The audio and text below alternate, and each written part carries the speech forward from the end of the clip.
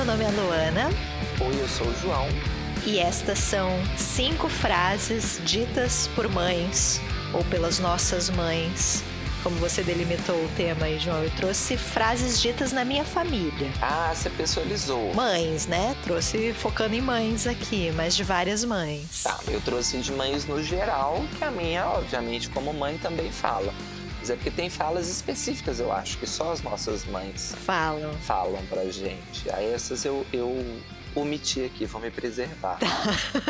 É uma boa ideia. Eu queria, antes de trazer frases da minha mãe, trazer frases da minha avó. Olha. Minha avó tinha muitas frases clássicas e tinha uma que ela amava repetir, João, que é: o importante é não estar mambira. Mambira? Mambira é tipo esgualepado, sabe? É feio. Entendi. O importante é estar, assim, bem apresentado, né? Estar bonito, porque aí o resto você vai improvisando no caminho, entendeu? O importante é você não estar mambira. Você usou 2 expressões que eu não conhecia, mambira, e aí você foi explicar também, você usou uma outra que eu falei, meu Deus. É não ser uma marmota. Aqui a gente diria assim, em Minas Gerais. Não ser uma marmota, né? Estar bonito, estar elegante. A minha avó era muito... Às vezes ela olhava pra gente e falava: você vai mambira assim mesmo? Tá linda, tá arrasando, tá maravilhosa. Entendi. Eu vou começar com um ditado popular também, que eu acho muito educativo. Feio é roubar e não conseguir levar. Sua mãe dizia isso, João? Dizia isso. Eu fico pensando o quão essas frases realmente são educativas, né? Você dizer que o feio não é roubar. Não é isso, não é esse o ponto. É passar vergonha, é não fazer bem feito. Ele né? trabalhava com o quê? Assalto, fazendo assalto. Além de roubar, porque eu acho que foi corrompido, né? Devia ser assim. Feio é além de roubar, não conseguir levar. E virou assim, feio não é roubar, quer dizer, tudo bem. O problema é não conseguir levar. Boa, João. Eu trouxe uma frase aqui, essa é mais filosófica, mas essa é um clássico na minha família também, a ponto de o meu pai, hoje em dia, ele falar só pra me irritar. Quando ele quer me irritar ou encerrar uma discussão, ele fala essa frase porque eu ficava muito irritada com ela quando era mais jovem, que é: precisa esperar a água correr por debaixo da ponte. Ah, um clássico. Que era a tentativa de me fazer ter mais paciência. E as pessoas usam muito hoje em dia no sentido de que muita coisa ainda vai acontecer, né? Eu vi muita gente falando, por exemplo, agora de Oscar, de premiação, falando, não, mas agora são só as indicações. Até lá, muita água vai correr por debaixo da ponte, né? Então, assim, muita coisa vai acontecer. É isso. Um clássico da minha família, do nosso léxico. Familiar, como diria a Natália Ginsburg. Nós aqui, desculpa, viu, dona? Nós aqui não somos jeitinha, não. Agora eu entro em clássicos, Luana, aqui. Eu separei 3 clássicos. Em 4º lugar eu coloquei: só vão me dar valor quando eu morrer. Eu coloquei essa também. E normalmente ela vem acompanhada, vou dar uma bônus aqui que eu não coloquei, que é: eu sou uma escrava nessa casa. Quando eu não estiver mais aqui, aí é que você vai sentir a minha falta. E aí não vai adiantar chorar, Luana. Chora, bonequinha! Eu acho que todas as mães falam, e o pior, depois de uma certa idade, a gente realmente começa a dar valor para essa fala da mãe. A gente pensa assim, deve ser assim, uma relação de servidão, né? Com essa criança realmente aí. Deve ser excruciante, enlouquecedor. Deve, João. A minha mãe, ela tinha uma coisa de que muitas coisas podiam causar a morte dela. Ela tem razão, viu, Luana?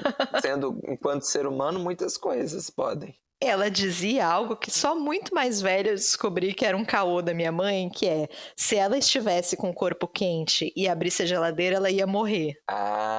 Então, por exemplo, se ela estava debaixo do cobertor quentinha na cama, ela me pedia uma água e eu falava: ai, mãe, não quero ir buscar água. Ela falava: se eu for, eu vou abrir a geladeira, vai me dar choque térmico, eu vou morrer. E aí, quando eu não estiver mais aqui, você vai me dar valor e vai sentir a minha falta. E você que vai ter me matado, além de tudo. Tinha um pouco essa carga dramática. Até que lá no interior não tem essa coisa de morrer, mas tem a coisa do choque térmico mesmo, de você ficar torto, né? Porque não pode sair de banho quente e abrir geladeira, você vai ficar torto.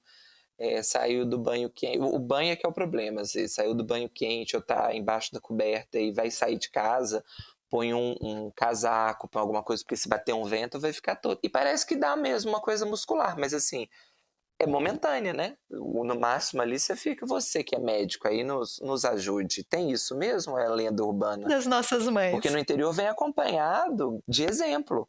Porque a filha da fulana Eu amo. ficou torta assim. Ninguém sabe quem é fulana, ninguém sabe quem é a filha de fulana, ninguém nunca viu essa pessoa. É isso, passando roupa também. Minha mãe, o clássico da minha mãe, passando roupa, se ela abrisse a geladeira, iria ficar torta. Não, acho que minha mãe dizia que ia morrer mesmo, acho que ela era um pouco mais... Não, lá em casa a gente só ficava torto mesmo, graças a Deus. E vai prestar contas é com Deus. Eu acho que é você de novo agora, porque eu repeti a sua frase. Outro clássico, você não é todo mundo. Se o seu amiguinho pular de uma ponte, você vai pular também? E queria aqui fazer uma meia-culpa, porque tem aquela história que depois de uma certa idade a gente começa a reproduzir, né, os comportamentos e as falas dos nossos pais. Eu reproduzo com os meus alunos, eu falo isso em sala de aula. Eu falo, sim, mas você não é todo mundo. Clássico, você chama a atenção do menino, ele fala, mas tá todo mundo conversando, sabe? Aí tem hora que você responde pela ironia também, porque é óbvio que não está todo mundo conversando, o menino só quer terceirizar a culpa. Aí tem hora que eu falo, mas você não é todo mundo. Tá louca, professora? Pirou, cabeção? Eu trouxe aqui, João, uma frase que é clássica da mãe de Rafael. E eu acho uma frase muito misteriosa. Então eu trouxe para vocês porque essa frase me assombra há anos. Eu gosto muito dela, então estou feliz de poder compartilhá-la aqui com vocês, que é: quem não morre não vê Deus. Filosófica, né? Eu acho essa frase tão maravilhosa. Eu não entendo muito bem o significado dela. Eu acho que é no sentido de se arriscar, né? Você tem que se arriscar. Mas você fazer um paralelo com morte, eu não entendi. É pra gente morrer, então? Pra ver Deus de uma vez? Porque ver Deus parece uma coisa boa. Pra morrer, basta estar vivo, né? Essa faz muito mais sentido. Fala sobre a finitude da vida. A grande pergunta, Luana, agora que você entrou nessa brenha da conversa divina. A gente toma café com Deus quando morre ou não? Com certeza Deus iria querer tomar café comigo.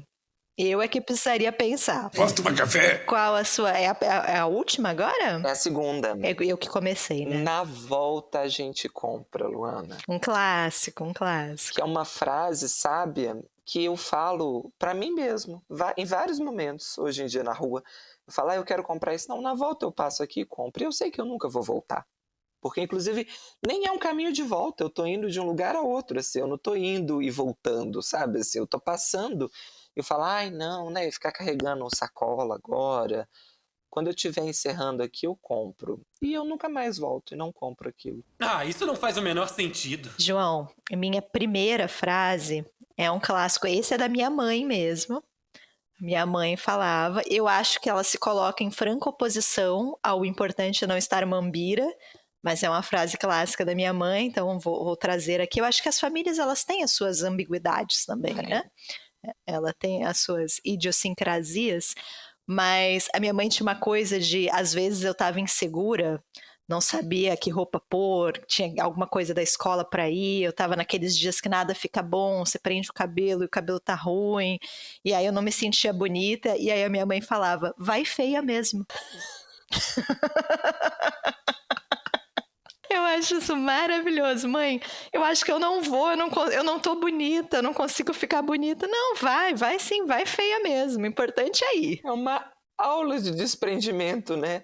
Talvez não seja o melhor ensinamento para autoestima, mas a respeito, assim, de ser uma pessoa mais livre... Eu levo isso na minha vida. Às vezes a gente só vai feio mesmo, e é isso. O importante é ir. Bonita não vai ficar, né? Então, porque é uma derivação mais cruel do vai chorando mesmo, né? O vai chorando é um clássico, assim. Vai triste mesmo, faz chorando mesmo. Eu não acho cruel, eu acho pragmático.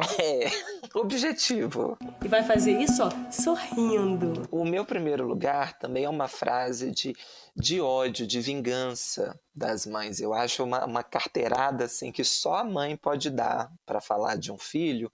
Porque mães, vamos conversar sobre isso hoje no episódio, né? Mas mães nem sempre...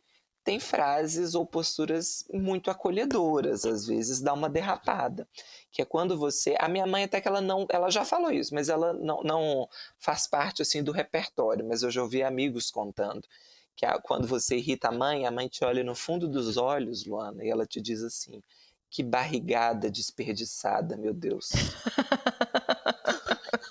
Você já tinha falado isso nesse podcast, João. Eu amei quando você falou. Eu acho essa frase incrível, porque eu fico me pensando, isso deve passar pela cabeça da mãe de fato em algum momento, né? Assim, quando ela vê o filho ou a filha fazendo uma coisa, ela deve pensar, meu Deus, tanto trabalho pra isso, sabe? Assim, nossa, que tristeza. Que tristeza. É isso. Será que fomos uma barrigada desperdiçada, João? Acho que não, Luana, eu não. Falando em autoestima, né? Falando em autoestima, eu não. Porque eu aprendi que os homens se perdoam, Luana. O importante é se perdoar, sim. O importante é se perdoar. E quer saber? Eu me perdoo. Eu acordo todo dia assim. Eu repito antes de sair de casa. Tem que ir chorando pro trabalho, mas a gente vai chorando mesmo. Vai feio. Vai feio mesmo. Chorando, mas vai. Continue a nadar, continue a nadar. Por que estamos falando frases clássicas de mães, João? Não sei, vou deixar pra você explicar. Vamos fazer um episódio temático de maternidade.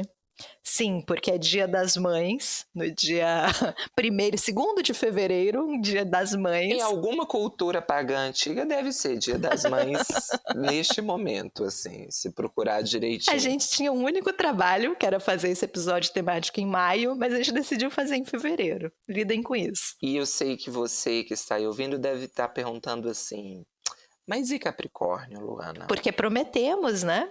A gente falou isso no último episódio. Semana que vem é Capricórnio, gente. Aí não veio Capricórnio. Não veio. Mas vocês vão entender.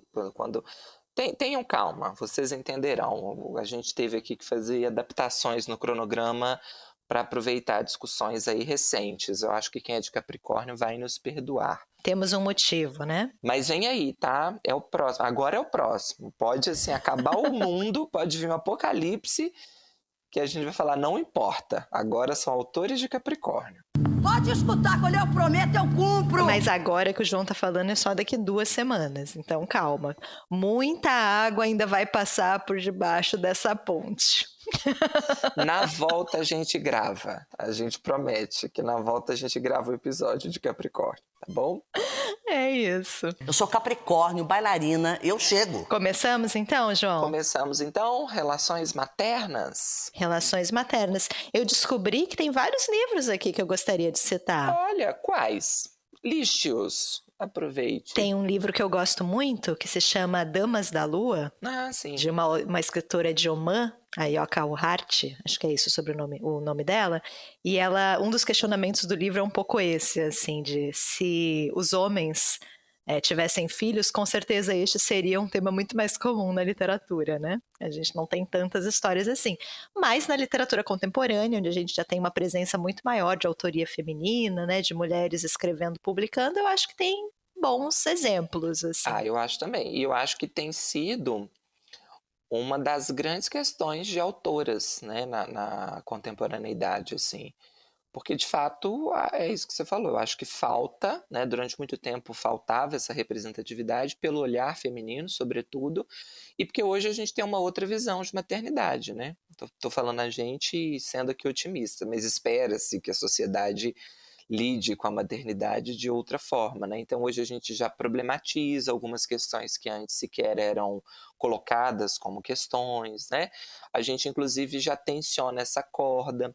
Eu trouxe aqui 2 exemplos de relações maternas problemáticas, Luana. Não são mães... Modelo.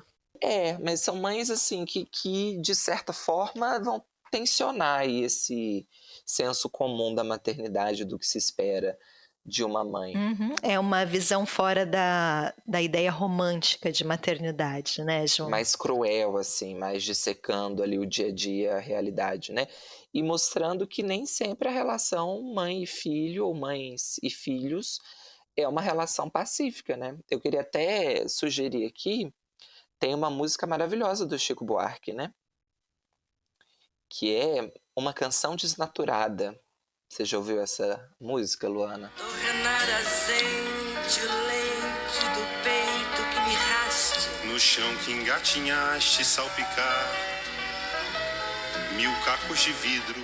Acho incrível, porque a mãe falando pra filha, né, que se ela souber, a barriga era desperdiçada ali, ó. Se ela soubesse o que ela poderia, o que a filha ia tornar, o que ela faria. E eu acho uma letra crudelíssima, porque ela fala: eu jogaria caco de vidro pra você engatinhar, quebraria sua boneca preferida.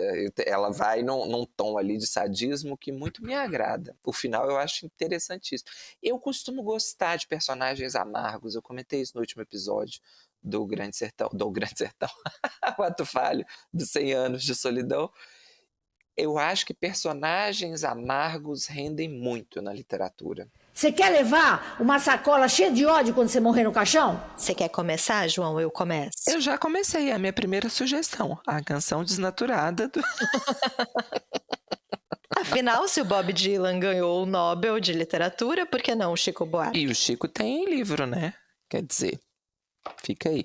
Mas eu começo, então. Vai, então. E eu vou ser breve, tá, Luana? Porque, apesar dessa minha frase ter virado motivo de chacota, de piadinha aí nos últimos episódios, porque talvez eu tenha me empolgado com o Thomas Mann, né, com a Montanha Mágica, mas hoje eu serei breve, pelo menos nesse primeiro livro, por 2 motivos. Primeiro, porque é um livro que tem mais tempo que eu li, então ele não está tão fresco assim na memória para eu falar com todos aqueles detalhes quando você acaba de ler o livro. E segundo, pela própria estrutura do livro, que é uma estrutura bem diferentona. Então acho que se eu der muito spoiler ou se eu mastigar demais a história, quebra um pouco a experiência de leitura. E o livro é o Mobiliário para uma Fuga em Março. Deixa eu mostrar a capinha aqui. Sempre um medo meu, e depois ficar na penumbra eterna aqui, depois daquele episódio. Que... Tá tudo bem, deu certo. Tá tudo bem. Da Marana Borges, autora brasileira, publicada pela Dublinense, este livro, né? E aí, eu falei da estrutura, o que acontece? É um livro muito, muito experimental, eu diria assim. Então, eu vou usar aqui várias expressões que eu já falei que eu tenho questões, mas que eu acho que aqui funcionam. É um romance, porém, a escrita da Marana flerta com a poesia em vários momentos. Então, na verdade, ele é um romance, vou tentar mostrar aqui, mas não sei se vai pegar, ó, tá vendo? Você tem vários capítulos muito, muito curtos, capítulos que são em diversas passagens escritos em versos, né? Ou às vezes são uma frase só, um verso só. Ela faz uma brincadeira bem típica da poesia aqui em alguns momentos, que é da disposição visual mesmo das palavras. Então ela brinca não só com a estrutura do verso, mas com o espaço em branco, né? Que você tem aqui mais, por exemplo, no concretismo da poesia. Então é um livro cuja forma é bem interessante, bem disruptiva, digamos assim, né? E aí, por conta dessa forma, aliás, não só por conta dessa forma, mas a forma contribui, é um tipo de leitura que, além dessa escrita está muito próxima da poesia em diversos momentos, o tipo de construção imagética também. Por isso que eu falei que eu vou contextualizar a história, obviamente, para ter uma direção aqui, mas como ela pega muito emprestado o gênero lírico aqui, a poesia, é um texto que ele fica muito abstrato, que ele é muito mais sutil, ele é muito menos objetivo do que um romance tradicional. E aí eu acho que se eu mastigar demais a história, se eu contar demais o que acontece, eu mato essa experiência de leitura. Porque um dos pontos aqui que me foi muito interessante quando eu estava lendo é justamente você perceber essas nuances da história, né? Como que o que está sendo narrado afeta essa protagonista. É um livro narrado em primeira pessoa, e o que você acompanha é um livro, apesar de ser eu ia falar que é um calhamaço, ele tem 400 páginas, mas como ele tem essa formatação de que vários capítulos são uma frase só, é uma leitura muito rápida. E o que você tem aqui, Luana? Uma relação familiar muito, muito descompensada, né? Como é de praxe da literatura. O livro começa com a protagonista voltando para casa, onde ela passou a infância, e ela está retornando para esse lar meio que para resolver aquilo ali, aquela coisa de vender a casa, empacotar os móveis, né? Então a casa está semi-vazia, porque ainda tem alguns objetos, tem alguns móveis, tem coisa que já está empacotada, e ela, a partir dessa visita que ela está fazendo a essa casa onde ela passou a infância, ela começa a rememorar todo o processo ali da própria vida dela, né? E aí, para mim, é um livro que vai discutir 2 aspectos principais: família e a própria casa, né? Porque o elemento da casa aqui vai ser muito presente na lembrança dessa narradora, e ela vai contando para a gente desde o começo que o maior desejo da vida dela era sair dessa casa. E muito dessa vontade de fuga, ela vai até usar esse termo em várias passagens, né? É por conta da mãe, que é uma figura extremamente opressiva, controladora, problemática, né? O núcleo familiar ali é um núcleo muito pequeno, é ela, a mãe e o irmão, ela tem um irmão, não tem o pai, né? Então o pai é uma figura ausente, ele não aparece aqui, então é uma mãe solo, digamos assim, né? A que cuida dela e do irmão, só que é uma mãe, assim, tenebrosa, Luana, assim, você tem requintes de crueldade aqui, além do fato de ser uma mulher muito controladora com os 2 filhos, é uma mãe que tem uma clara preferência pelo irmão. Então, em diversas passagens, o que a gente acompanha é a mãe deixando explícita a preferência que ela tem pelo outro filho em relação a essa filha, né? E não só ela deixando isso evidente, mas ela marcando para a filha. Desde pequeno, a filha tem essa noção de que o irmão é o preferido, de que ela nunca vai estar à altura do irmão diante daquela mãe, né? Então você tem cenas do tipo, no almoço ou na janta, o melhor pedaço é pro irmão, ou que a mãe faz de propósito, a mãe pergunta para ela qual pedaço do frango você quer, aí ela fala a coxa, então a mãe dá a coxa pro irmão, só para marcar ali que ela não tem direito de escolher nada, né?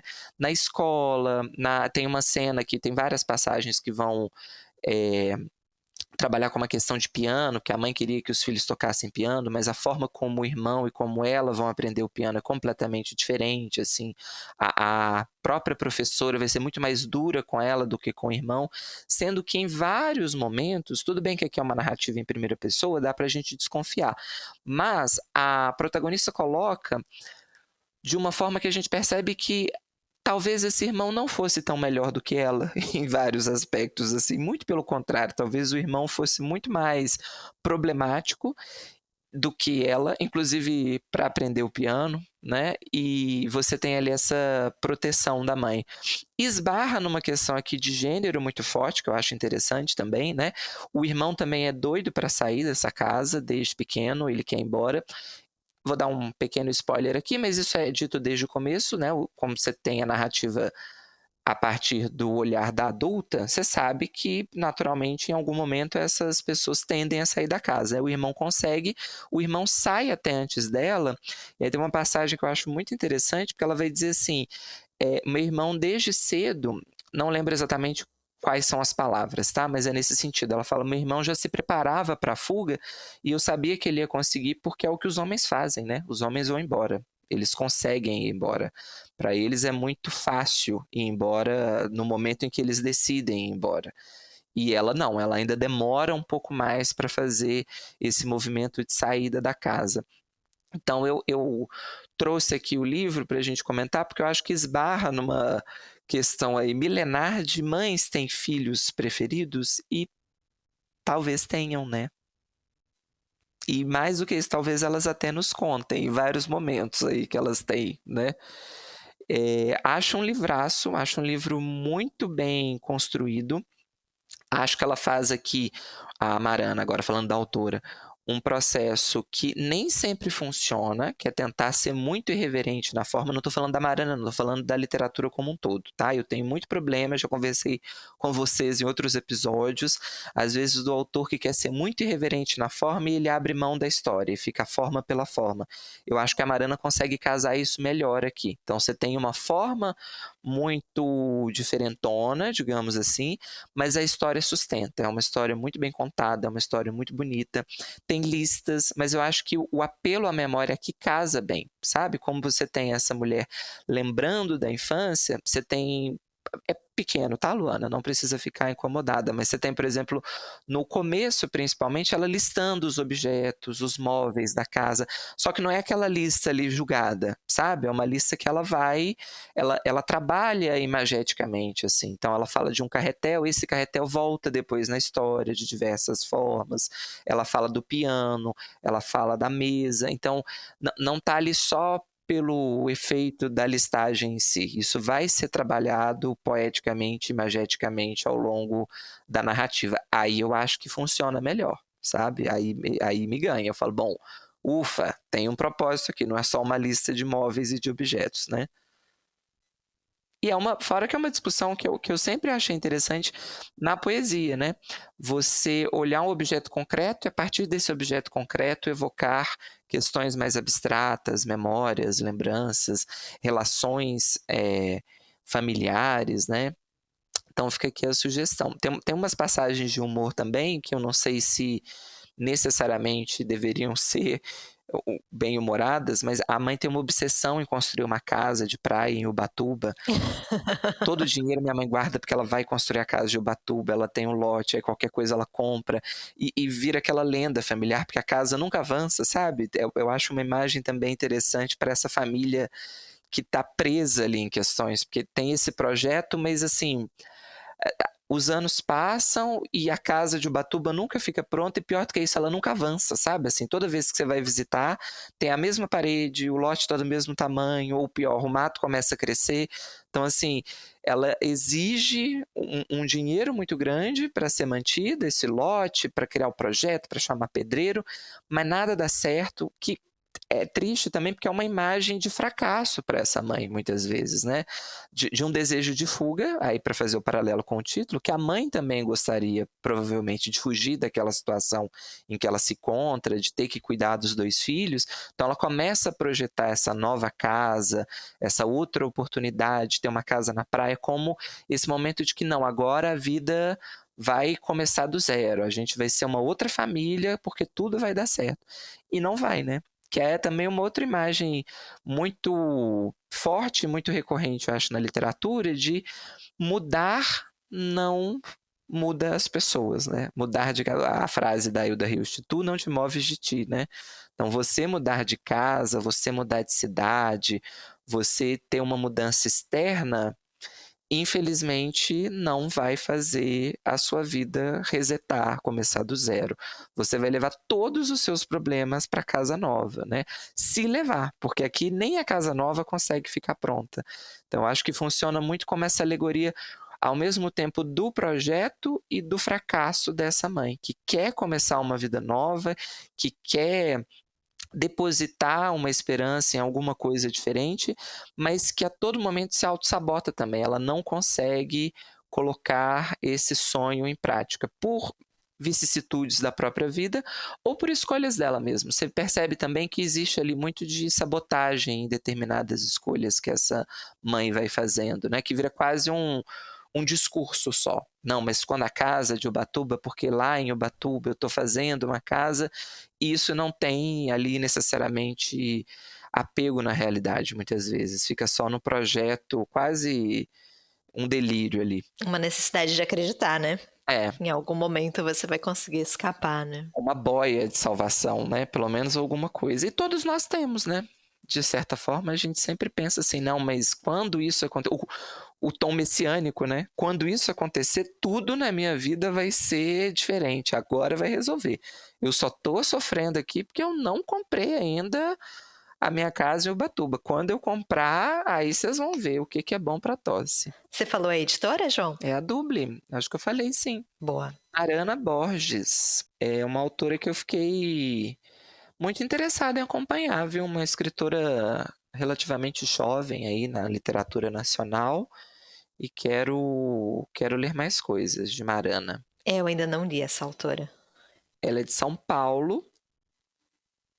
Estudou artes marciais, teatro e astrologia, Luana. Você lê um negócio desses e não tem vontade de ser amigo dessa pessoa? Tudo bem, topo. Eu acho o título bonito também. Mobiliário para uma fuga em março. Eu costumo gostar de títulos com meses. Dava um bom episódio, né? É de 2021. Mobiliário para uma Fuga em Março, de Marana Borges, publicado pela Dublinense. Eu só trouxe livros muito recentes também, bem contemporâneos. Vou falar de um, João, que eu estava muito ansiosa para trazer para vocês. Ele é de 2020. Eita, calma aí que meus gatos resolveram declarar guerra um ao outro aqui. Vem cá, Lola. Deixa eu mostrar você para a audiência. É o Mimo? Oi, gente. É a Lola brigando com o Mimo, né? Ah, tá. Vamos deixar a mamãe gravar? Vamos? Isso. Mas você falou que é um livro recente sobre maternidade. Só pode ser Medea. A gente podia ter trazido Medea, hein? Um ótimo exemplo de maternidade, mas não. Eu trouxe para vocês um livro chamado Linea Nigra. Deixa eu mostrar a capa dele para vocês, que eu acho belíssima. De uma autora maravilhosa chamada Chasmina Barrera. Ela é mexicana. E esse livro saiu aqui no Brasil pela Moinhos, com tradução da Silvia Maximine Félix. E a gente tem aqui um relato ensaístico. Então, a Chasmina ela vai contar sobre a sua gestação e sobre os primeiros meses de cuidado com o filho.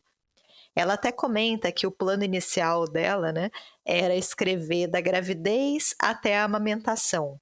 Só que muitas coisas foram acontecendo durante o período de gestação dela, inclusive a descoberta de uma doença.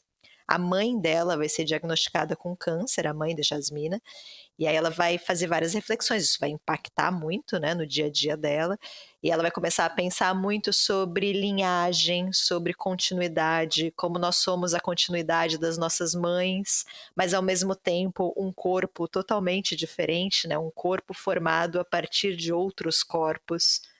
Então ela vai criar, né, ela vai trazer aqui uma espécie de diário de gravidez pra gente. E ela até comenta que não é lá uma ideia muito original, assim. Muita gente faz diário de gravidez, é inclusive um conselho desses livros best-sellers, né, de maternidade, parece que é um hábito aí saudável, né? Então ela vai manter esse diário e ela basicamente escreve quando dá, João. Então assim, é um livro muito fragmentado, de trechos muito curtos, porque ela escreve quando ela tem oportunidade, quando ela tem uma chance. Então, já na gravidez você tem vários percalços ali, mas depois a doença da mãe, o filho pequeno, né? Então, toda vez que o bebê dá um cochilo, ela aproveita esses poucos minutos para escrever alguma coisa.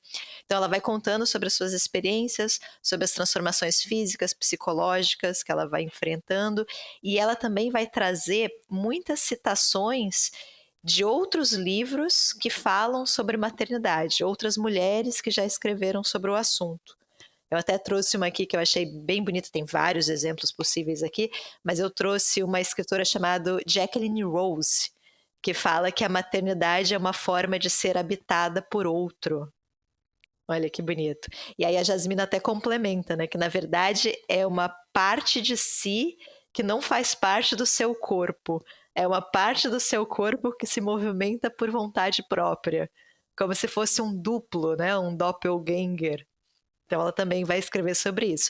E logo no início da obra, ela já vai explicar o título, que é Linea Nigra, linha negra. A linha negra é aquela marca que fica na pele das pessoas que gestam, das mães, aquela linha escura, que a Jasmina até explica no livro que todo mundo já tem essa linha. Que essa linha é muito clarinha, quase do tom da pele, praticamente não dá para ver, mas quando você gesta, você tem essa mudança, né? Essa alteração na tonalidade dessa linha, e que nem de perto isso é a transformação mais drástica que vai acontecer no seu corpo. Então ela vai contando, né, sobre várias dessas transformações que ela vai passando, né? Então ela vai falar, inclusive, de transformações mais psicológicas, né? Por exemplo, quando perguntam como ela tá, como você tá? Ela responde, nós estamos bem. Ela começa a responder no plural, né? E ela vai falar sobre o momento mágico em que ela sente que existe alguém dentro dela e não algo. Isso acontece num momento muito específico também. E além, né, de ter muitas citações, ela vai listar também várias obras de arte, não só livros, mas também quadros, pinturas, obras audiovisuais que tratam sobre a maternidade de alguma forma, né? Ela vai fazendo essa listagem. Ela tem também muito humor, assim, existem passagens que são muito engraçadas. Por exemplo, quando ela vai escolher o nome do filho, né? Porque ela é muito a favor, ela é muito feminista, ela é muito a favor de que os meninos, os bebês, tragam o sobrenome da mãe ou da pessoa que gestou essa criança, porque é um baita trabalho, né? Então, o sobrenome tem que ser da mãe, exceto se for Barreira. Se for Barreira, ela acha melhor não, porque é um sobrenome muito feio, e aí é melhor ter o sobrenome do pai, que é bem mais bonito. E aí, nesse caso, ao invés de uma escolha militante, vai ser uma escolha estética, né? Nós, os estetas. Como a gente sempre menciona aqui a frase do Volney, né? E eu ainda não mencionei, mas a Jasmina, ela é esposa do Zambra, do Alejandro Zambra, escritor chileno muito querido aqui no Brasil. Então, ela está contando da experiência de gestação dela e gestando o filho dos dois, né? Que é o Silvestre, vai ser o Silvestre. Então, ela decide que vai ser Silvestre Zambra. Bonito o nome. Zambra é muito mais bonito. E Zambra tem um significado de festa, de bagunça. Ela acha que é um significado bem melhor do que barreira, né? Que é algo físico, é um obstáculo, uma barreira. Melhor não. Então é muito bom. E aí, gente, eu comentei, né, que ela vai fazendo várias citações de escritoras. A que eu mais gosto, eu já contei isso para muita gente, inclusive se você for uma dessas 1.500 pessoas para as quais eu já falei isso, peço desculpas por ser repetitiva, mas é porque essa passagem eu achei espetacular, quando ela fala sobre Frankenstein, da Mary Shelley, que é um livro que eu adoro, que eu já li e reli, e ela faz uma interpretação da obra que, sinceramente, gente, nunca tinha me passado pela cabeça. E depois que ela fala, parece tão óbvio, mas realmente para mim foi uma revelação, assim, que é a ideia de que Frankenstein é um livro que fala sobre maternidade.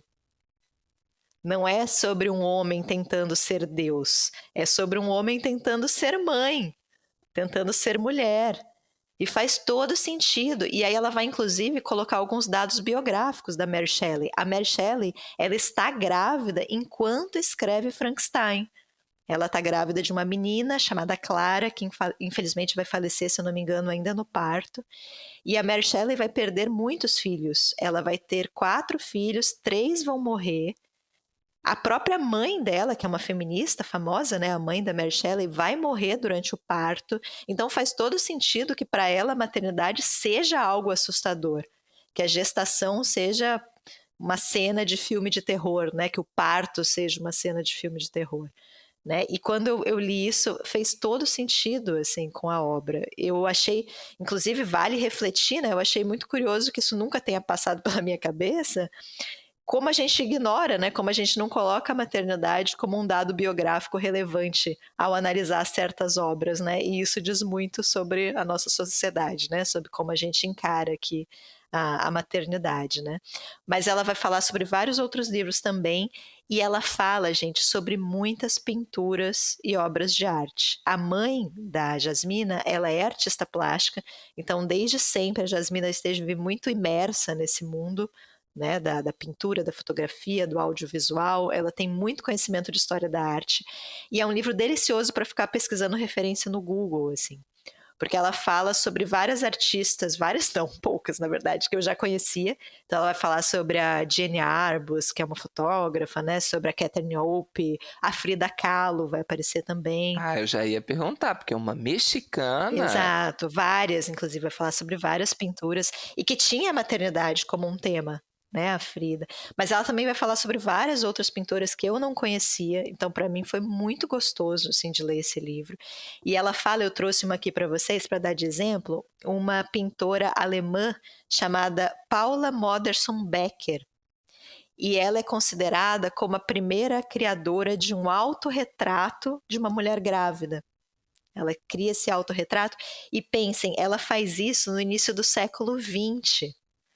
Então vejam que curioso, porque o nu feminino é um tema artístico por excelência, né? Desde tempos imemoriais, né? A gente tem o nu feminino, mas a mulher gestando, não. Né? Aí a gente já tem um tabu, a mulher amamentando, talvez também não, né? Ainda mais pintado por uma mulher. Né? E isso é tão tabuístico, né? Isso é tão chocante, que ela é uma pintora alemã, né? Como eu mencionei, quando os nazistas assumem o poder, eles vão destruir essa pintura, naquele processo de limpeza, né? que eles fazem ali, que eles praticam na Alemanha nazista, de você eliminar a arte que eles consideravam como arte degenerada, né? Então muitas pinturas são destruídas, inclusive esse autorretrato da Paula Becker.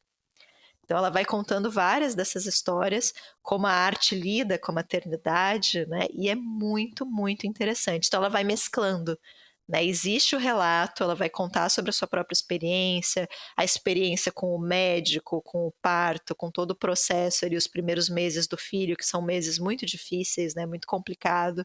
Vai falar sobre tudo isso, mas também vai sempre trazendo, né? Vai fazendo paralelos aqui com outras escritoras, com outras obras, com pinturas, com várias obras artísticas aqui de um modo geral. Então, assim, gente, é um livro muito gostoso de ler. Sinceramente, abrindo meu coração aqui para vocês, se eu soubesse o tema do livro, talvez eu não tivesse lido. Não é um tema que particularmente me interessasse. Como assim? A maternidade, Luana? Pois é, né, João? Eu não pretendo ser mãe, mas é muito louco isso, né? Mas a gente todas as mulheres pretendem ser mães, não? Porque só aí a gente se torna uma mulher plena. Exatamente. Eu amo. Mas é difícil, porque assim, eu não me interesso propriamente pela maternidade, mas eu também já descartei isso como um tema bom para a literatura, né? Eu já fiz isso na minha mente. E isso é um problema, isso é algo que eu preciso rever, né? E que esse livro me fez refletir sobre como isso é urgente, né? Mas eu não sabia o tema do livro, eu peguei esse livro porque a Jasmina veio para a Flip do ano passado, então eu peguei porque eu gostaria de ler, né, alguma coisa dela antes da festa, e amei o livro.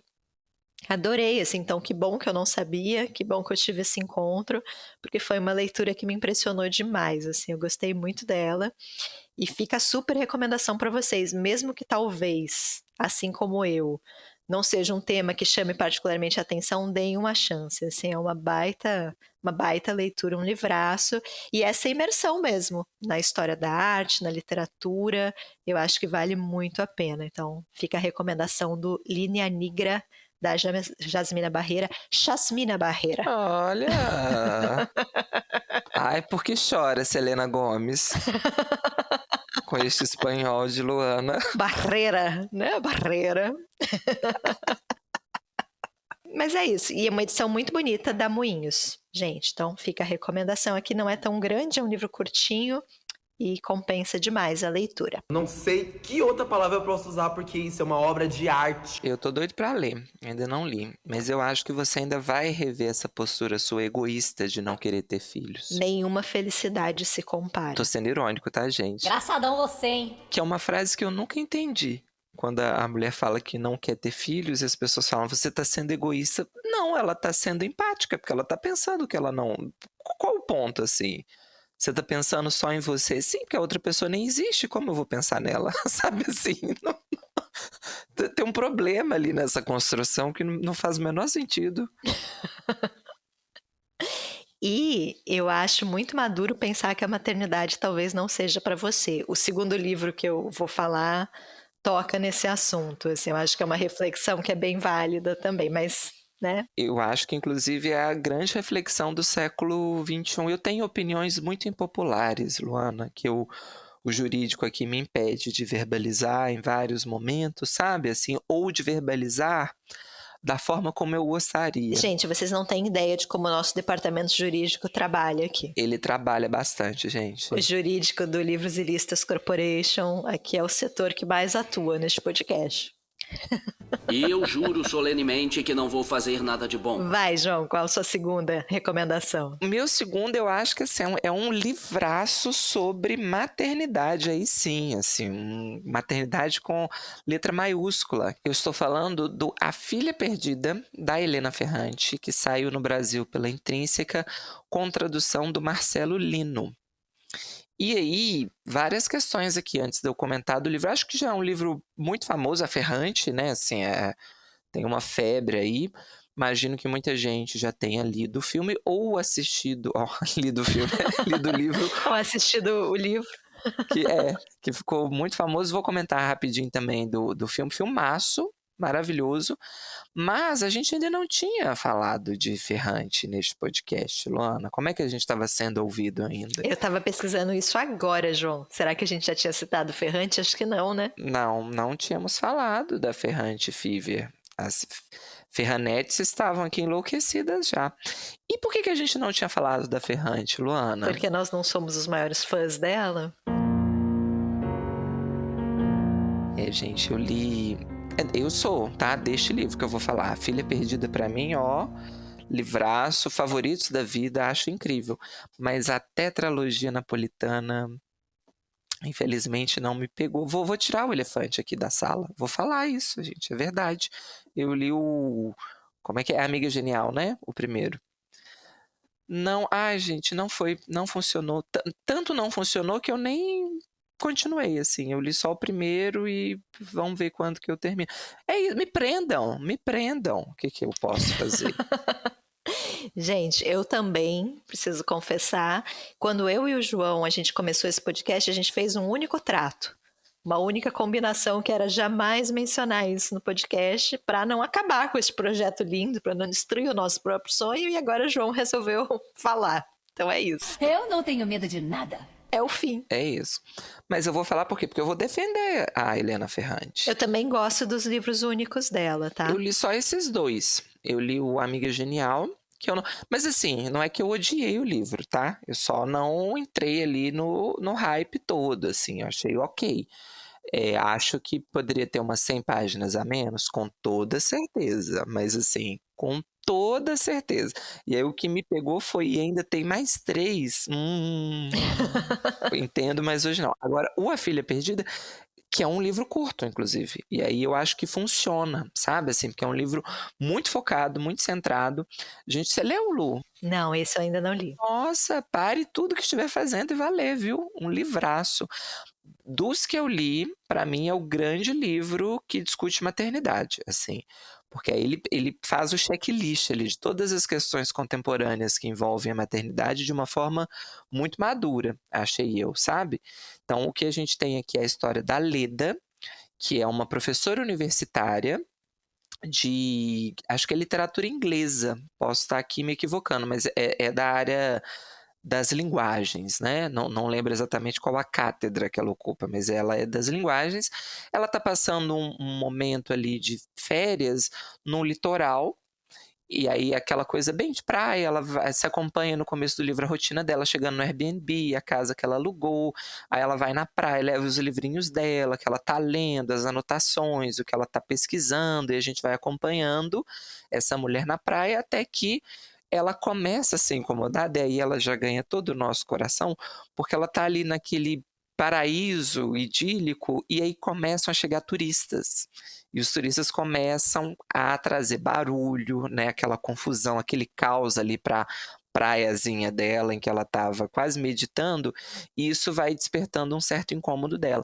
Mas tem uma família específica que vai chamar muito a atenção dela, que é uma família, eu gosto muito de como que o livro trabalha isso, a Ferrante trabalha muito bem com os estereótipos, né, italianos, assim, ela brinca com isso. Então, tem uma sugestão de que essa família tem relação com a máfia italiana, é uma coisa assim que fica meio embaçado, sabe, desde o começo do livro. É uma família grande, barulhenta, que sabe, assim, a bola da criança esbarra em quem tá ali na praia. Tem uma cena maravilhosa que a família quer ficar junto, pede ela para arredar pro lado, se ela se incomodaria de arredar a cadeira dela. Ela fala, sim, me incomodaria, vou ficar aqui, não vou trocar. Então, e aí isso gera, obviamente, um mal-estar ali muito grande, né, com essa família. Mas ela vai ficar obcecada, a Leda, com uma jovem mãe dessa família, que é a Nina. A Nina é muito, muito jovem, e ela tem uma filha pequena, que se chama, veja você, Helena, Luana. E aí ela fica obcecada com essa mãe, e é a partir dessa obsessão que a gente começa a entrar mais na história privada da própria Leda, que é a protagonista, né? É um livro que ele faz um movimento muito interessante, porque em alguns capítulos você tem cenas do passado da Leda, e no começo você não entende muito bem essas passagens, assim, elas parecem meio dissociadas, pouco conectadas com a narrativa, e aí ao longo da história aquilo vai fazendo mais sentido para você. Então a gente sabe que a Leda tem 2 filhas, que são jovens adultas, e que elas estão no momento em que elas estão morando com o pai no Canadá. E que houve uma escolha dessas filhas em irem morar mais perto do pai e não ficar mais com a mãe. O pai e a mãe são separados, né? O pai já casou de novo. Então você tem essa mulher refletindo sobre a própria maternidade, sobre a relação dela com as 2 filhas. Tem uma reviravolta no meio do livro que é espetacular, não vou contar qual é, porque aí eu acho que estraga todo o projeto do livro, principalmente porque o livro te prepara para uma narrativa. Então que eu também não vou falar qual é, porque senão você vai saber que não é essa, mas acho que sim, a maior parte aqui dos ouvintes já leu, mas caso você não tenha ouvido, não quero ser o estraga-prazer dessa situação. Porque numa cena da praia que vai ficar muito famosa, e daí vem o título, a Helena, que é a filha pequena da Nina, perde a boneca. A boneca some. E aí você tem uma comoção para achar a boneca, e o leitor sabe onde a boneca está. A gente vai ter essa primeira revelação que já é meio chocante. E aí, depois, no meio para o final do livro, tem uma outra revelação da história da Leda, que aí o negócio, assim, a obra estava aqui, ela sobe no nível que ela vai para um outro lugar. Não vou te contar, Luana. Você sabe qual é a reviravolta? Não sei, João. Olha só! Eu ainda não vi o filme. Leia primeiro o livro. Naquela velha máxima de preciso ler antes de ver o filme, aí não fiz nenhuma das duas coisas. E queria aqui só fazer um parênteses sobre o filme. É um filmaço. Ele é muito fiel ao livro, assim, é quase ipsis literis, sabe, do que acontece ali no livro. E tem a Olivia Colman, que é, assim, diva, rainha suprema do meu coração. Tudo que essa mulher faz, eu já estou em pé aplaudindo. E na cena que ela te conta, que é a mesma cena do livro, quando ela vai contar, ela tem deixa eu ver como é que eu coloco. Ela tem uma questão muito traumática no passado dela, vou colocar dessa forma. Nem sei se é tão traumática, mas tem uma questão ali que foi muito marcante no passado dela e que envolve a relação familiar como um todo. E quando ela conta a cena que a Olivia Colman interpreta isso, que ela conta para a Nina o que aconteceu, olha, essa mulher merece todos os prêmios da vida dela. Porque tô tentando aqui me segurar para não contar, porque aí vem a fala do que aconteceu, e na sequência a Nina pergunta, nossa, não é exatamente isso, tá? Tô tentando aqui amenizar para não dar o spoiler. Fala, e como é que você se sentiu, como que você reagiu, como é que foi para você? E a resposta é outra reviravolta, assim, outro tapa na cara do leitor. É uma aula de literatura esta cena, e de cinema esta cena interpretada por Olivia Colman no filme.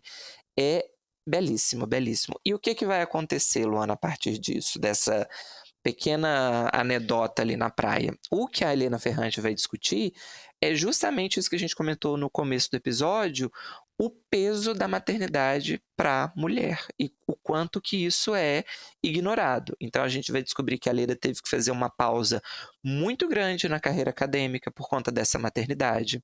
A gente vai acompanhar cenas em que ela teve momentos em que ela perde a cabeça com as filhas, que ela é extremamente egoísta, que ela é violenta, sem que isso faça parte da personalidade dela, sabe? Você entende que é uma mulher que está esgotada, que ela assim, já não consegue mais dar atenção para a filha, ela não consegue mais lidar com aquela situação, e aí ela tem arroubos de violência que vão inclusive assustar ela mesma, né? Quando ela vê o que ela está fazendo, ou quando ela percebe o que ela queria ter feito, até onde ela poderia chegar, o quanto dessa raiva está sendo criada a partir da experiência da maternidade.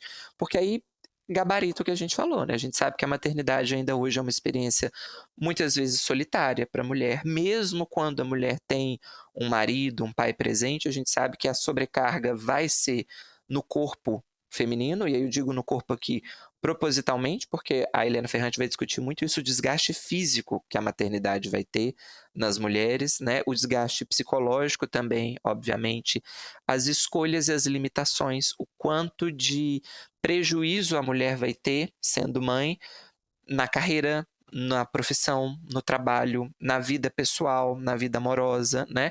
E aí não é necessariamente uma visão só negativa da maternidade, mas é uma visão muito honesta e muito cruel, sabe? Assim, olha, a maternidade ela vai ter as suas exigências. E aí ela pega o retrato da Leda para mostrar como que isso impactou a vida dessa mulher, que apesar de todos os pesares, ainda é uma mulher com uma situação relativamente confortável. Ela tem um marido, o pai não é ausente das 2 filhas, ela tem um emprego, ela vai ter que fazer interrupções, vai ter uma consequência ali no relacionamento amoroso, mas assim, eu acho que é um acerto da Ferrante, porque é como se ela mostrasse assim, até numa situação que não é tão desconfortável, já vai ser muito duro o processo. Você imagine numa que não tenha esses privilégios, essas mínimas seguranças ali, né?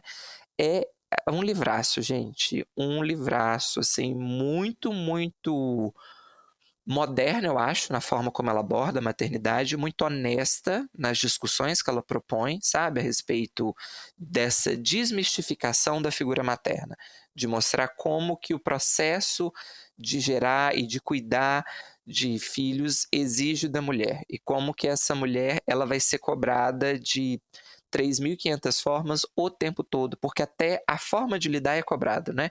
Você é mãe, você tem que se comportar assim, você tem que sentir isso. Como que você está perdendo a paciência com a sua filha? Quem você pensa que é para perder a paciência com a sua filha? A sua obrigação é ser esse pilar da paciência, do conforto o tempo todo, né? Você tem que se anular o tempo todo em prol das suas filhas, a partir do momento que você foi mãe. E aí qualquer oscilação nesse papel, a mulher vai ser extremamente julgada, né? E aí eu gosto muito das referências, porque você entende desde o começo que tem uma projeção da Leda na Nina, que ela vê aquela mulher que é mãe, muito nova, que está num relacionamento ali esquisito com esse rapaz que provavelmente tem envolvimento com a máfia. Então é como se você tivesse um espelhamento de uma relação maternal, né? A Leda quer, de alguma forma, ajudar a Nina, tentando ali, mas você percebe também que tem uma coisa meio psicanalítica de projeção, de se projetar, de talvez tentar usar a Nina para consertar algumas escolhas que ela fez e que não estão bem resolvidas, a questão da culpa, né? Então ela se culpa o tempo todo por vários momentos da relação dela enquanto mãe, e ela vê ali uma oportunidade de talvez tentar evitar isso, mas também às vezes a gente vai ver que ela piora muito mais a situação. Era melhor ela se afastar da Nina, porque ela vai criando uma relação obsessiva mesmo, compulsiva com essa família, né? E aí o nome, só uma outra questão é que o título é muito legal, né? A Filha Perdida, porque ele vai ganhando vários significados, inclusive o da boneca ali, da menina que perdeu a boneca. Não é um símbolo gratuito também, né? A menina já desde pequena cuidando da boneca, então treinando ali também para ser mãe de alguma forma, e aí perde a boneca, perde a filha, né? Mas os nomes são muito legais, né? Porque ela chama Leda e a filha da Nina se chama Helena. E na mitologia grega, a Leda era a mãe da Helena, né? A mulher mais bonita do mundo, Luana, que teria dado início ali à Guerra de Troia por conta do rapto ou da fuga, dependendo da versão que você vai ter acesso aí da Guerra de Troia. Mas Leda tem a simbologia é muito pesada, né? Porque ela vai ser... A Helena é filha de Zeus, né? Na mitologia grega, e Leda é aquela que é possuída por Zeus enquanto ele está transformado num cisne, né? Então, assim, você tem todos esses espelhamentos ali da maternidade meio cruzada da Leda com a Helena, da figura masculina ocupando esse papel, no mínimo, questionável, problemático ali do Zeus, né? E várias outras questões muito interessantes que eu não posso comentar aqui, porque aí você precisaria ler pelo menos da metade para frente. Mas é um livraço da senhorita Helena Ferrante. Você falando sobre os desafios, né? A gente ter essa visão menos romanceada da maternidade. Eu acabei lembrando de várias passagens do Linha Negra, que eu já comentei aqui, que para Jasmina é muito difícil no início. Ela até fala assim, eu sempre tentei combater a visão das pessoas da gravidez como uma doença, mas eu não consigo deixar de pensar que porque eu só passo mal, eu só enjoo, eu tô doente, né? Então, um pouco essa visão mais realista, e tem uma parte também que eles são um casal muito moderno, né? Imagina, Jasmina Barreira com Alexandre Zambra, deve ser um casal maravilhoso. E aí eles falam para todo mundo, nós estamos grávidos. Né? E em algum momento o Zambra olha para ela e fala, não, nós não estamos, só você que está, porque não é possível, você está sofrendo e você que está com todo o ônus, como que eu posso me colocar nesse papel de também estar grávido, né? Eu não estou, é você mesmo, né? Então, como em algum nível essa maternidade ela é uma experiência da pessoa que está gestando mesmo, né? Por mais que a gente entenda que numa sociedade de pais ausentes, né, a gente precisa incluí-los no processo e eles vão ser incluídos em algum momento, mas existe um momento ali específico em que toda a carga mesmo, todo o peso está sobre o corpo da mulher mesmo, né? É uma discussão muito complexa de ser feita, porque ela é muito confortável também para a população masculina, de, mas o que eu posso fazer, né? Assim, ele está aí no seu corpo, então, assim, usa-se isso para se esquivar da responsabilidade, e não é por aí que a discussão vai. Mas, assim, é isso que a gente vai comentar, acho que até no livro em comum, né? Por mais que você tenha um pai presente, um marido ali muito envolvido no processo, em algumas situações é realmente a mãe com o filho, porque é corpóreo, é biológico, né? Assim, essa dor física, esses enjoos, esses incômodos, é a mulher que vai sentir mesmo, né? O máximo que o homem vai ter é uma privação de sono para tentar ajudar de alguma forma. Depois, quando o bebê nasce também, o parto é da mulher. Assim, né? Assim, não tem como o homem tentar se colocar numa relação de equiparidade ali, de o nosso parto. Não é seu parto, querido, né? Assim, você não teve desconforto físico nenhum perto do que essa mulher está tendo ali na questão do parto, e depois com a amamentação, com outras questões, né? Só que, claro, é uma discussão que a gente tem que fazer sempre com muito cuidado para não validar, mas realmente, se é só da mulher, né? O que o homem pode fazer? Nada. Então vá jogar futebol enquanto a mulher está amamentando. Não é por aí, né? Ela, inclusive, vai comentar que como ela, tendo esse filho, né, tendo o Silvestre, ela se torna ainda mais a favor do aborto. Mas no sentido de que essa decisão precisa ser da mulher, exclusivamente da mulher, porque é justamente ela que vai passar por tudo isso, né? Então, ela está passando porque ela escolheu, mas imagine para uma mulher que não quer, né, passar por tudo isso. Então, tem essa discussão também, né? Mas eu nem deveria estar citando mais o livro dela, né? Desculpa, gente, é que realmente... E olha que eu li esse livro faz tempo, né? Você pode tudo, Luana. Mas é um livro que eu gostei mesmo, foi das minhas melhores leituras do ano passado. Fico feliz de recomendar. Eu daria uma chance para Helena Ferrante, viu? Darei, João, vou voltar. Esse livro dela, espetacular. Por este livro, eu tô aí no Ferrante Fever, tá? Tô aí na febre da Ferrante. Eu gosto do Amiga Genial, mas é isso que o João falou. Eu gosto, eu acho que eu dei 3 estrelas. Eu acho um livro ok, assim. Eu também dei 3, mas... Mas não o suficiente para eu ler o segundo. Eu tenho esse pecado também na minha biografia. E eu gosto muito de um que eu sempre esqueço o nome, Um Amor Incômodo. Eu gosto bastante deste livro. Dias de Abandono. E aí esse foi o meu problema. Eu li o Dias de Abandono e eu odeio o Dias de Abandono. Detesto, né? O meme do odeio, detesto. Detesto. E aí eu fiquei traumatizada e aí não peguei mais a Ferrante para ler. Então preciso realmente voltar a ler. Eu li o Amiga... Agora eu não lembro qual eu li primeiro, mas eu li o Amiga Genial e eu achei ok, assim... Tenho muitas questões com o livro, acho que, já até comentei, não vou repetir, mas acho que ele tem um tamanho que não precisava. Mas A Filha Perdida eu acho, assim, obra-prima mesmo, de literatura contemporânea, perfeito, do começo ao fim, na construção, sabe, na elaboração tanto da forma quanto da construção dos personagens, só admiração para Helena Ferrante. Voltarei a ler Ferrante. Ou seja, você que é fã de Helena Ferrante, não precisa me odiar. Você pode odiar só a Luana. Eu falo pra você vai ser bastante criticada pelo Brasil inteiro. Mas, posso ir pra minha quarta, então, indicação? Pode ir. Uma autora que citamos muito recentemente. João citou, e aí lembrei que eu li um livro dela e amei, então trouxe aqui pra roda, que é a Cláudia Pinheiro. escritora argentina. João citou esta autora no seu episódio de Melhores Leituras de 2024, falou sobre Helena Sabe, e eu li um livro dela no passado, gente, chamado Tua. Ele é de 2010, é um livro bem curtinho, saiu aqui no Brasil pela Verus, com tradução do Marcelo Barbão. Esse livro, ele fala sobre a Inês. Ela é uma dona de casa e ela tem uma vida que ela considera perfeita. Ela mora numa casa muito bonita, o marido dela tem um bom emprego, a filha dela já está terminando o ensino médio, tudo vai bem. Então, como que a gente não vai invejar a vida dessa mulher? Ela se coloca nessa posição, né, de muito privilégio, até que acontece algo que muda completamente a vida dela, que é, ela descobre que o marido, o Ernesto, está traindo ela.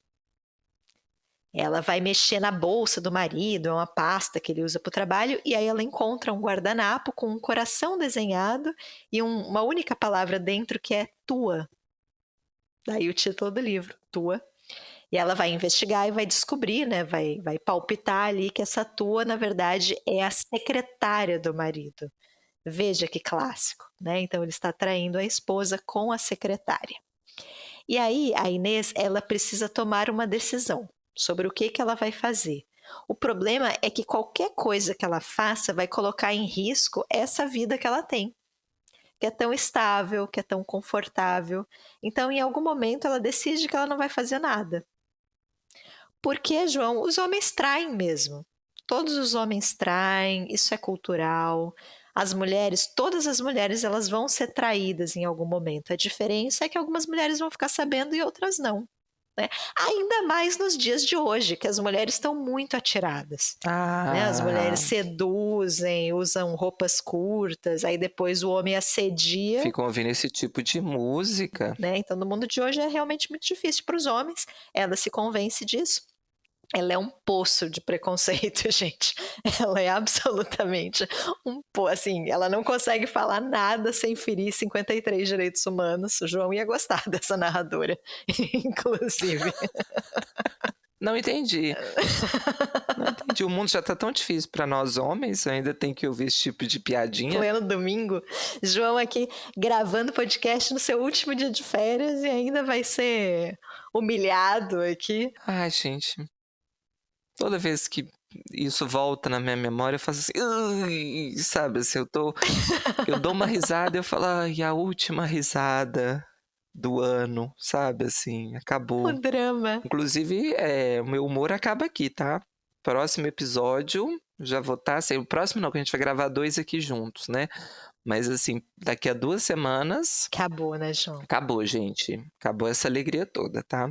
Não contem comigo pra nada. Só o cortejo de horrores, a glória já foi, né? Já foi, exatamente. Mas voltando pro drama que realmente importa, que é o da Inês, fala, João, você tem mais alguma coisa pra falar? Não, eu ia falar... Eu já até comecei a tossir, vejam vocês. Então, assim, a gente tava aqui há 8 episódios sem nenhum problema de saúde.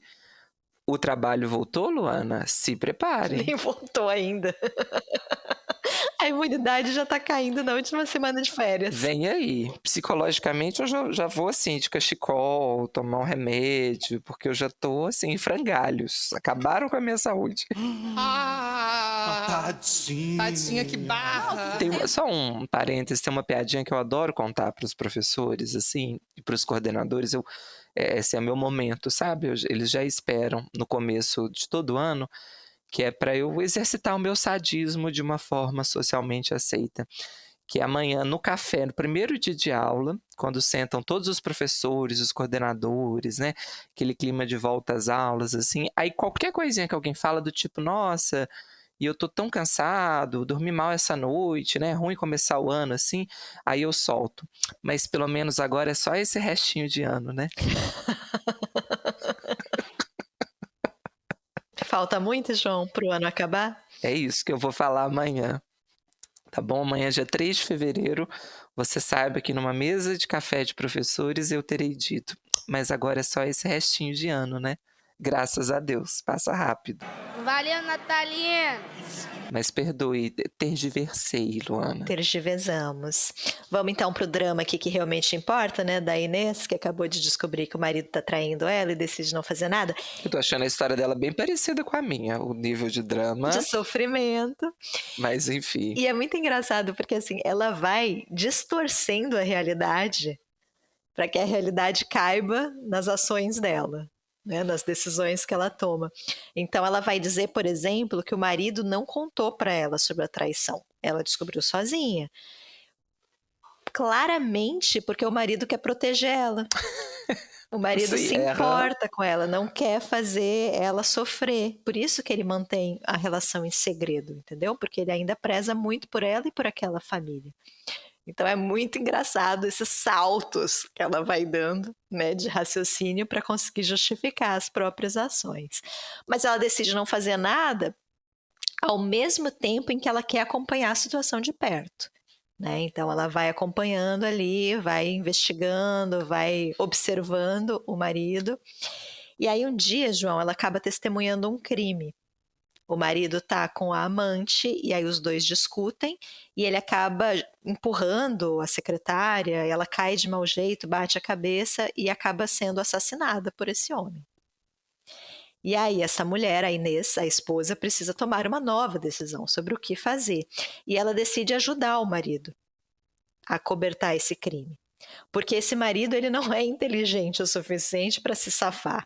Ele precisa da ajuda dela, na opinião dela, obviamente, né? Então ela vai ajudar, ela vai revelar para ele, né, que ela já sabia do caso e vai ajudar com álibi, destruindo provas, tudo para manter essa família, né? E só posso falar até aqui, gente, vão acontecer várias coisas. É um livro, apesar de curto, com muitas reviravoltas, não vou falar mais. Tá? Mas é um livro muito divertido. A gente percebeu. Mas muito por conta da Inês, assim, que é essa personagem que se acha muito esperta, ela se acha muito inteligente, mas o tempo todo a vida tá dando rasteira nela e exigindo improviso, né? Exigindo ali uma nova ação. Ela tem um humor absolutamente errado. Então, assim, tem partes que são impagáveis. Tem um momento que ela precisa entrar na casa da secretária, da amante do marido, que nessa altura já está morta, e ela entra na casa, só escondida, né, obviamente, e ela encontra várias fotografias do marido pelado, nu. E ela fica com muita raiva, ela sente a raiva queimando, subindo, e aí ela pensa, nossa, eu quero matar essa mulher. E aí ela fala, já tá morta, né? Então nem vale a pena ter essa raiva toda. Ai, eu não achei engraçado.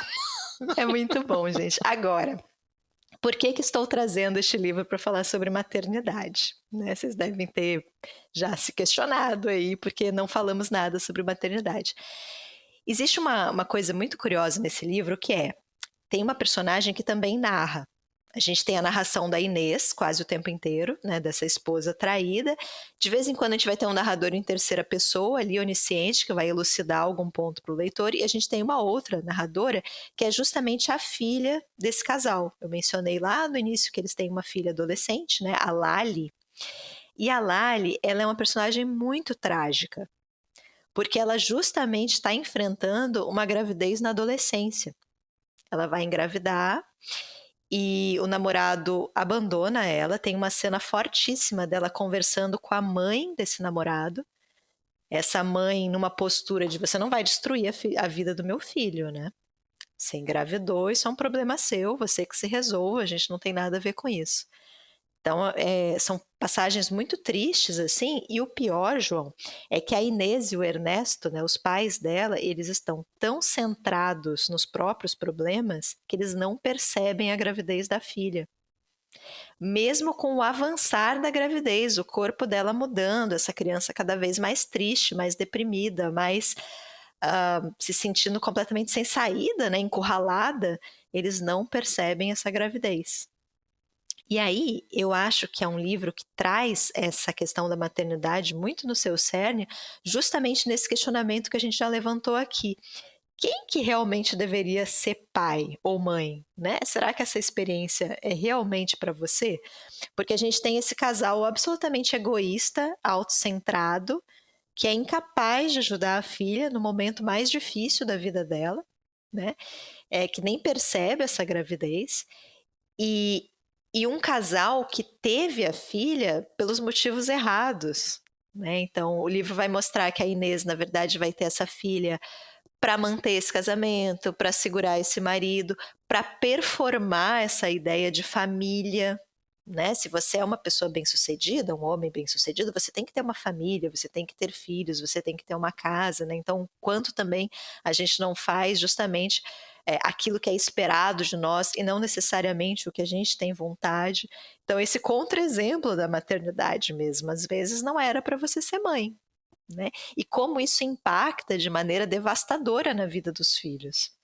Para essa criança, para Lali, isso é um ponto, assim, terrível, né? Essa falta de cuidado dos pais, essa falta de zelo, como a gente acaba impactando com as nossas ações as gerações futuras, né? O mundo que a gente está criando através do nosso egoísmo. E eu acho muito curioso a Cláudia Pinheiro ter trazido isso para o livro, porque é um livro que emula ali um romance policial, esses dois personagens meio atrapalhados, tem esse humor todo, e aí ela coloca essa personagem que é uma personagem muito mais triste, né? Como ela constrói isso bem e como ela equilibra a história dela muito bem, e até nesse sentido, né? De, é muito divertido, né? Esses dois egoístas, mas olha o impacto que isso está tendo na vida dessa criança. Eu acho, assim, de uma segurança na narrativa, né, na escrita, muito grande. Assim, eu fiquei muito surpresa com esse livro, da Cláudia Pinheiro. Como eu disse, é um livro bem curtinho, mas, assim, para mim é uma baita escrita, uma baita escritora, assim, eu gostei demais. Então fica, assim, a super recomendação, chama Tua, da Cláudia Pinheiro, né, saiu pela Verus, e tem esse ponto, assim, de ser um livro realmente engraçado de acompanhar. Ele me curou aqui de uma ressaca literária que eu estava na época, uma dificuldade de ler livros, então é um bom livro para pegar nesse momento, mas tem esse ponto, tem esse questionamento, né, da maternidade imposta ali, seja por uma questão social ou de costume, né, mas a mãe que não deveria ser mãe de forma alguma. Então, por isso, trouxe para cá, para este episódio. E Cláudia Pinheiro, uma rainha, viu? Porque o Helena Sabe é um espetáculo, o Tua, pelo que a Lô falou, também é. Então, assim, quero ler tudo que essa mulher escreveu. Ela é argentina, né? Então, assim, literatura latino-americana aí de ponta e contemporânea, né? Sim, esteve na Feira do Pacaembu, né, ano passado. Então tá produzindo, tem outros livros, a gente até citou, né, no episódio, tem o Catedrais, né, tem alguns outros livros dela aqui no Brasil. Ela foi finalista do... que eu não sei se é do Booker Prize. International Booker Prize. Mas teve um prêmio que ela foi finalista, e aí ela voltou a circular, assim, né? Aqui, voltou a circular, eu digo assim, teve um boom de publicações novas aqui no Brasil dela, né? O Helena Sabe pela Morro Branco, né? Morro Branco. Mas vale muito a pena, viu, gente? É, assim, baita escritora. É muito, muito legal acompanhar o livro. E me chamou a atenção na sua fala, Lu, porque foi o que eu senti lendo Helena Sabe, quando você fala que é uma autora muito segura da narrativa, assim, eu fiquei muito impressionado como ela trabalha muitos temas diferentes, que você fala, gente, se a gente listar aqui, você vai ouvir e falar, não vai dar certo, tem muita coisa para um livro curto, e ela dá conta, assim, ela consegue amarrar tudo, ela consegue pesar onde ela tem que pesar, aliviar onde ela tem que aliviar, ainda põe humor, ainda põe ali essa brincadeira com o romance policial, que ela gosta muito, né? Muito típico das obras dela. Então, assim, ela dá conta de fazer muita coisa diferente com muita qualidade nos livros. Muito bom. É uma autora aí que eu tô muito interessado em ler tudo que ela escreveu. Sim, e você tinha recomendado ela, né? E aí fiquei com inveja aqui, falei, não, preciso recomendar também, porque foi uma escritora bem importante no meu ano, assim, eu gostei, a mesa dela foi boa também, então acho que vale a pena mencionar. Podia voltar pro Brasil, quem sabe, na Flip. Quem sabe, né? Eu acho uma super pedida aí. Fica aí a sugestão. E vou fazer um paralelo dela, já que a gente trouxe ela e a Ferrante no mesmo episódio, elas têm pontos em comum, sobretudo na construção dessas protagonistas problemáticas, né?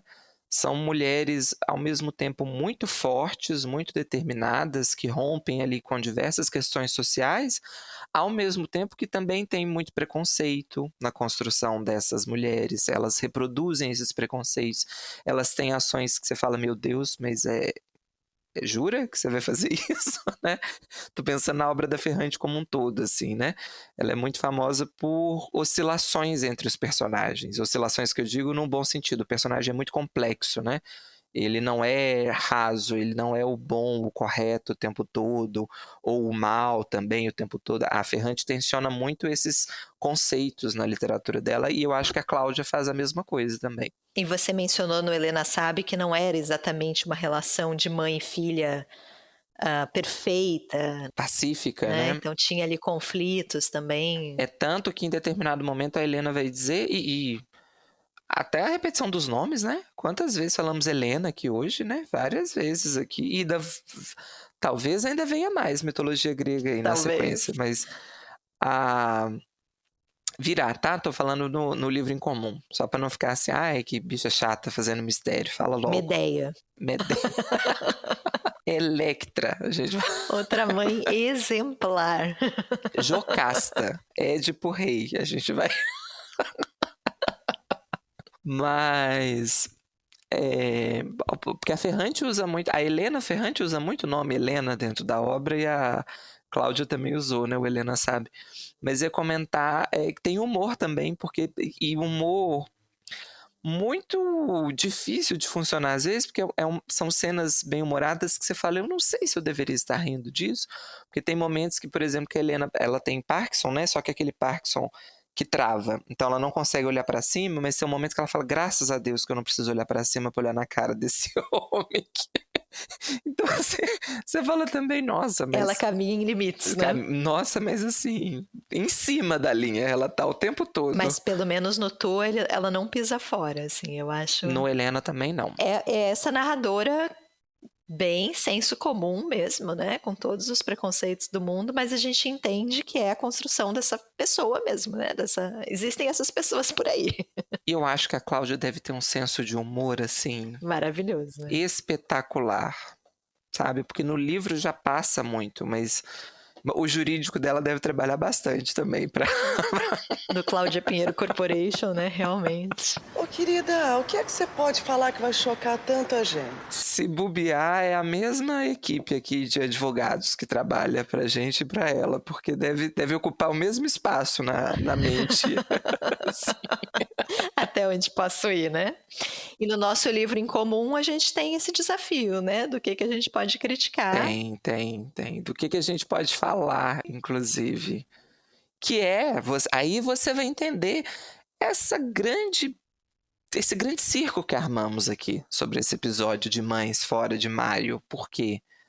Né? E aí você vai entender. Eu prometo que vai fazer sentido, tá? E a gente vai te contar. Nós não vamos falar, então, qual é o livro? Não vamos falar só semana que vem. Ou você quer falar? Não, acho que pode deixar o suspense. A gente nunca consegue manter suspense. Como assim? Ninguém sabia que eu ia falar da Montanha Mágica? Mas vai que o ouvinte tem aí um palpite. Pode ser. Vocês sabem qual livro a gente vai mencionar semana que vem? É o livro que está sendo comentado nesse momento, gente.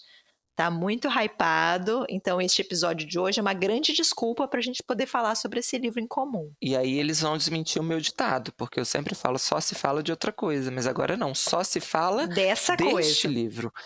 E mais especificamente, nem é deste livro, é desta autora. Pensem aí, qual é a autora que está sendo comentada agora na literatura e nas redes sociais? Bombou, teve... mas aí ia dar uma dica aqui que todo mundo ia matar, não vou fazer isso. Não precisa mais, não precisa. Mas é isso, semana que vem falaremos desse livro. Mas sabe do que eu vou falar agora, Luana? O que, João? Do nosso Apoia-se.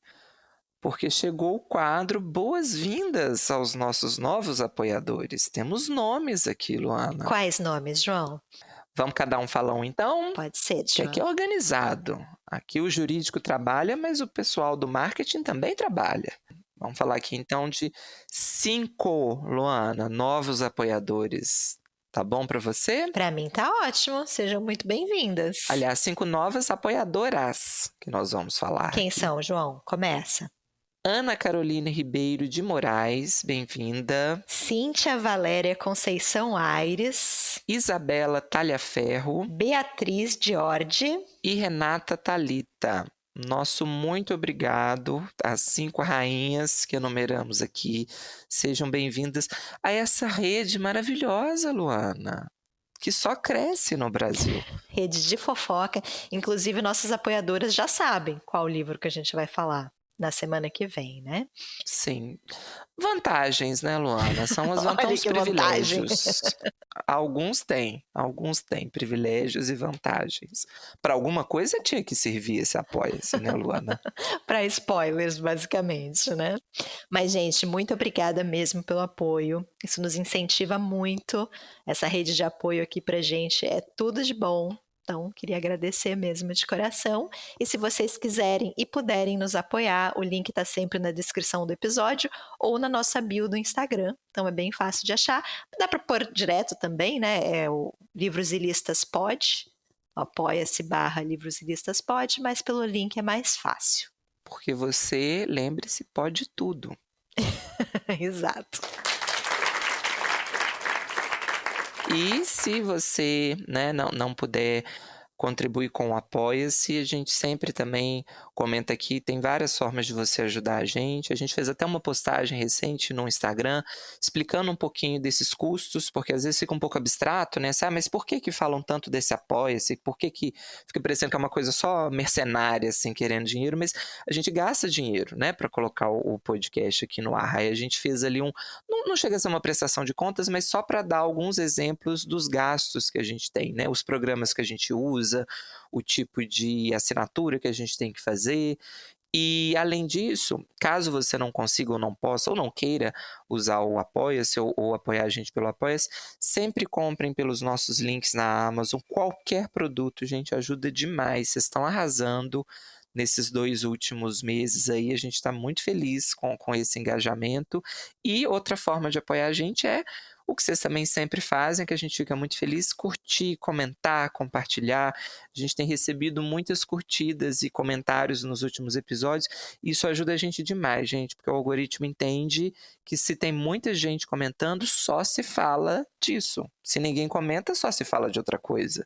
E aí ninguém vai ouvir, né? Eu já dei aqui, já aconteceu comigo 2 vezes, no meu perfil pessoal do Instagram, eu já recebi a indicação do nosso podcast, e no meu perfil do Spotify também ele já sugeriu, porque eu estava ouvindo o concorrente, Luana, vou ter que aqui te contar a verdade, eu estava ouvindo um concorrente, e aí ele falou, olha, já que você ouviu, talvez você goste de Livros e Listas. Eu falei, eu não gosto, eu amo este podcast, Spotify.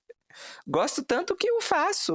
Não são concorrentes, João. Todos fazemos parte dessa mesma rede de podcasters. Há espaço para todos no topo, né, Luana? No topo. No topo onde estamos, porque eu queria aqui só comemorar, a gente comemorou oficialmente nas redes, mas há pouco tempo, agora não estou indo de cabeça, não vou lembrar a semana, mas tem lá certinho no nosso Instagram, o Spotify nos avisou, Luana, que nós somos o 11º podcast mais ouvido neste país, na categoria de arte e cultura. Veja você, Luana. 11º de quantos? 12. Entre os 11, vocês ficaram... Eu gosto muito daqueles recordes específicos de revista, assim. Luana é a primeira podcaster nascida no Rio Grande do Sul, nascida na Bahia e cuja infância se passou no Rio Grande do Sul, a estrear numa posição entre 10 e 20 em rede nacional. Sabe aquela... Você fala, nossa, mas é um recorde muito específico, né? Eu amo. De todas as duplas de podcasters cuja pessoa é mineira e a outra baiana, este é o podcast mais escutado. O pior é quando não é, né? Assim, de todas as duplas entre mineiros e nômades, vocês são o 4º. Aí você fala, nossa, mas... Sim, mas eu aposto que tem muitos, tá? A gente não sabe quantos são, mas nós somos o 11º de milhares. Eu imagino, na minha cabeça são milhares. Mas o mais importante, nós somos o 11º por enquanto. É isso. Entendam como quiser. Uma ameaça? Não sei. Eu quero jogar essa cartada dos 10 mais. Nós estamos entre os 10 mais. Mas agora a gente só chegou no 11º mesmo. Mas os 15 mais. E aqui começou a cair uma tempestade. Não sei se está vazando o som, tá? Mas se estiver vazando, é chuva. É uma tempestade torrencial aqui. Mas a sua luz ficou mais dramática. Por isso, tá? É o tempo. Cronos. Não, Cronos não é o tempo. Cronos é o tempo de passagem de dias, né? Não é a... Quem é a deusa da chuva ou o deus da chuva na mitologia grega, hein? Não serve Zeus? Ele não tinha um raio? É um ponto importante. Eu acredito que a mitologia grega não tem uma divindade só para a chuva, uma coisa tão importante. Mas é um deus de segundo escalão, assim, é um deus que não teve muitas histórias interessantes aí.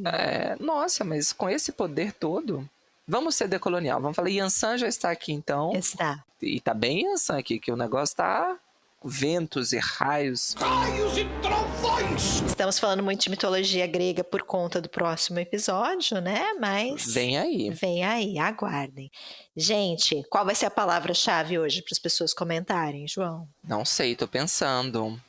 Se você chegou até aqui no final do podcast, comente o quê? Barrigada. Ok. Comentem barrigada, pra gente saber que vocês chegaram até aqui, só os brabos chegam. É isso. João preocupado com a casa dele sendo inundada. Tá assoviando, gente, a janela, vejo vocês. Vamos encerrar pro João poder fechar as janelas. Beijo, gente, ótima semana. Beijos. Sobrevivam, até mais.